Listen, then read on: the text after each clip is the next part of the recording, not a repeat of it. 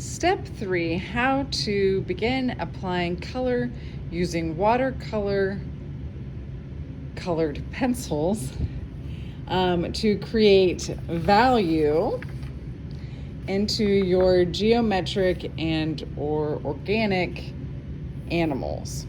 So like I said, you're going to be using watercolor colored pencils. Be sure you get one bin per table. Do not mix these up with regular colored pencils. You're also going to want a handheld sharpener to sharpen. Please do not use the electric pencil sharpener for the watercolor colored pencils, as it will clog and ruin the sharpener. You are going to color the whole thing before we apply water. So once it's all colored, then you're going to want to get a water bin and a small to medium-ish paintbrush, depending on the size of your shapes. Before you begin adding color, you are going to want to decide what color scheme do you want. Do you want to do all warm colors, all cool colors? Do you want to do a combination of? Do you want to do it all in neutral colors? I started to do my penguin in neutral colors because penguins are black and white.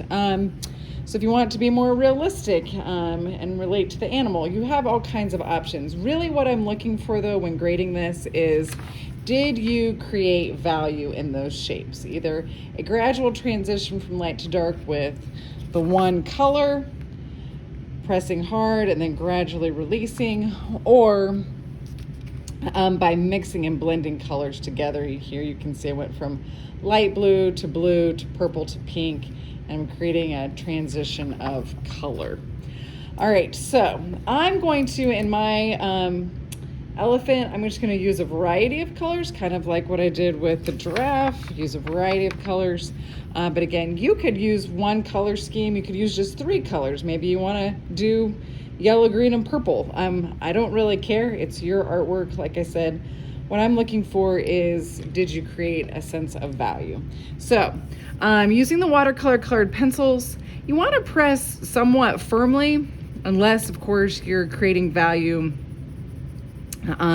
by releasing on the pressure.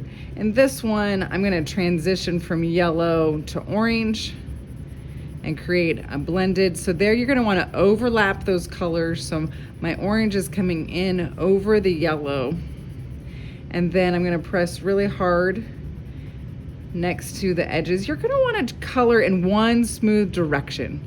And then when you apply the water, you're also going to want to apply the water in that same smooth direction. I'm coloring right up next to the Sharpie line. And like I said, you're going to fill in the whole thing with color before you add water. I'm just going to do a couple sections. I'm not going to do the whole thing so that you don't have to watch me color this whole thing.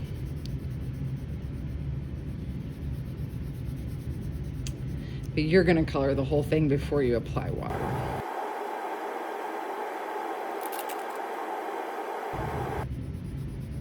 The harder you press, the more bold the color will be when you apply that water.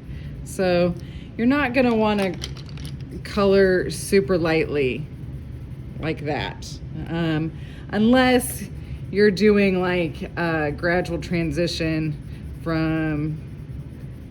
with one color. So I'm going from dark to medium to light. That you could do. But you're not going to want to color completely lightly, I guess, throughout the entire shape. So at least if you're going to do that, make sure you have a portion of the shape that you've pressed firmly. If you are applying color and you realize you want to divide more shapes, like I maybe could have divided that shape, it worked out. But feel free to, as you're working, for like, I really want to break this one in 2, you can do that.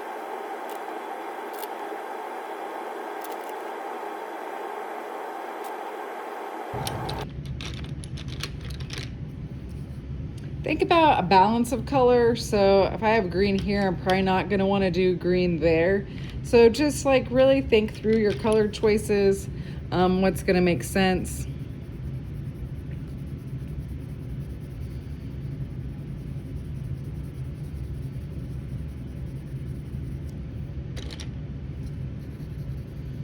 then think about what colors are going to blend nicely together if you're going to blend colors together. Obviously, I'm not going to want to blend purple and green. That's just going to turn brown. So think about that before applying your colors. And again, notice that I'm coloring in one same smooth direction throughout. Neatness is always part of your grade, so do your best work there. A general rule of thumb for what colors blend best together are cool colors blend well with cool colors, and warm colors generally blend well with warm colors. Although purple and pink you can usually blend.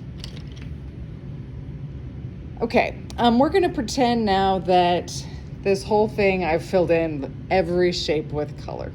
Again, you need to color the whole thing before we apply water, but I'm not gonna make you sit here and watch me color each box. So we're gonna pretend the whole thing is ready.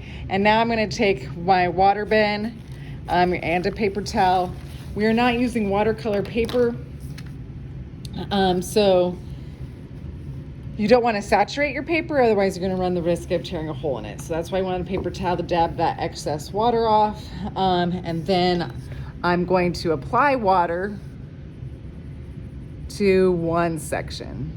I've started here with the dark blue, and if I'm not careful, the whole thing's going to turn dark blue.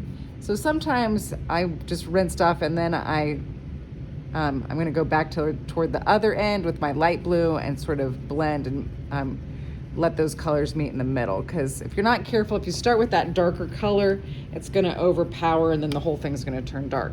Make sure you do wash your paintbrush before switching, because if I left that blue on there and then I went over to paint on top of my yellow, it would turn green.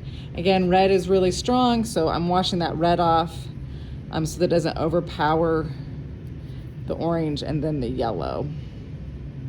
All right, and now you can see how that really blends those colors nicely together. There I got too much water. I should have dabbed. So if you get into that situation, you can always take a paper towel to get excess water off.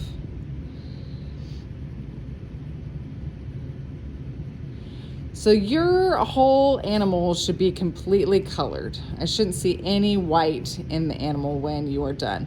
Again, pay attention to the direction of your paintbrush strokes, because you're going to be able to see those strokes once it dries.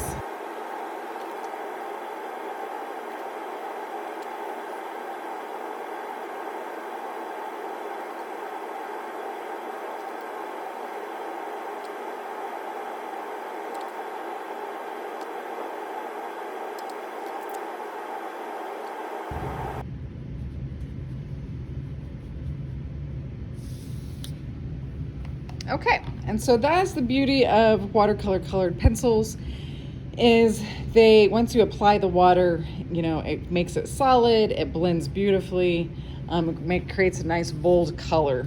All right, I'm gonna stop the video here. Again, email me if you have any questions. I'm looking for value. I'm looking for smooth, solid brush strokes. Make sure you're washing that paintbrush between each color.